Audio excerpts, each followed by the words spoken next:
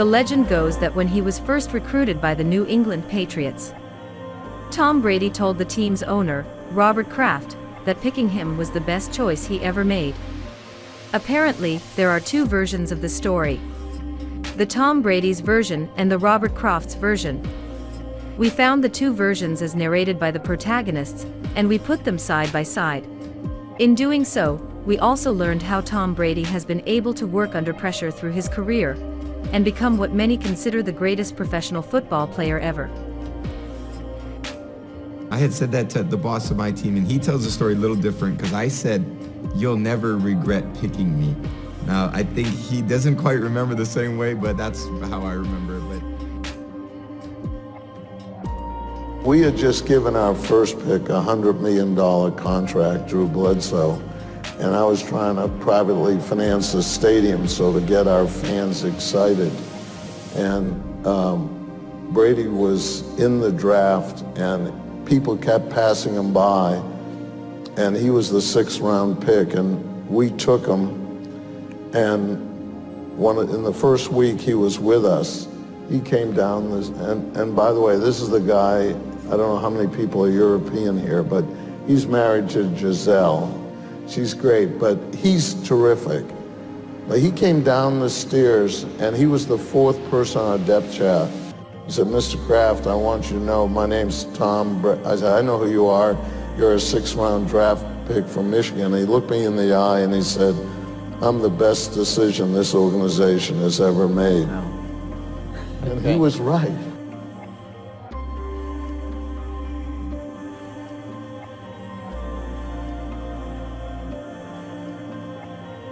I guess the point is, there was a confidence, that you got to have in you. Obviously, I always tell my teammates this: you have to believe in yourself before anyone else believes in you, because when you get around your teammates, they're going to look in your eyes, and those eyes are going to tell them a story.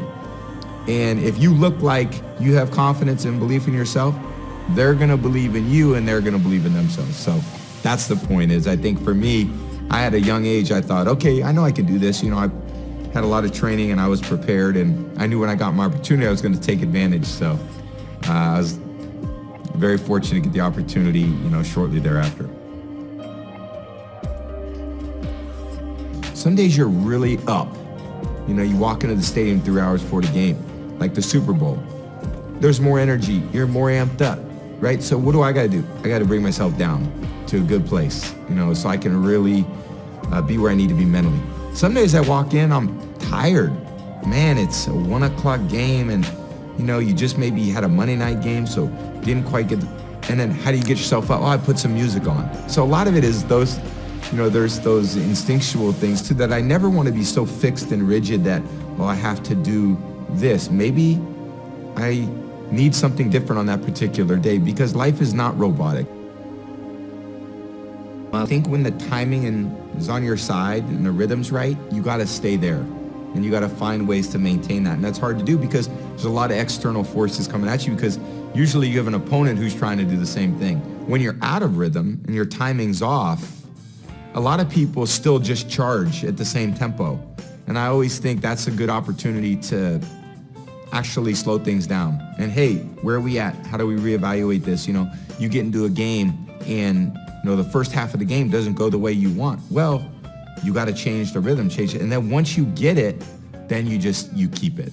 I think the love of what I'm doing, and then the willingness to continue to learn and to improve, is what is really the most enjoyable. Ultimately, I was always trying to be my best, not the best. I always got satisfaction knowing that I prepared as hard as I could. I gave, so much emotionally to what I was doing. I gave so much to my teammates. I gave everything I had, and that's the most satisfying. So even if you don't get the outcome you want, you're still in a way satisfied, although you're probably not, happy, but there's a satisfaction knowing that you gave your very best. It's really a true love, and I fell in love with what I was doing a long time ago. So people from the outside would think, well, what do you want to do? Well, I don't know. Like, why take away one of the great loves of your life just arbitrarily to go do other things when maybe not the timing is right?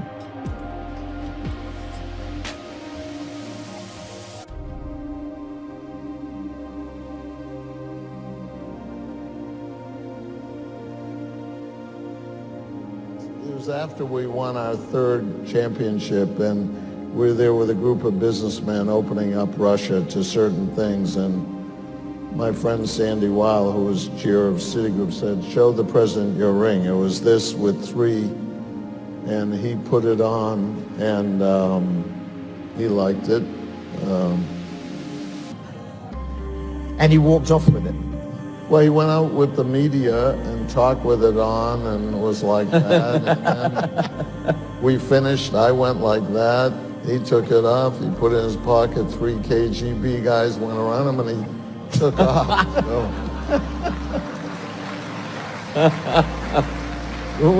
I'm in downtown St. Petersburg. Not exactly home turf, so...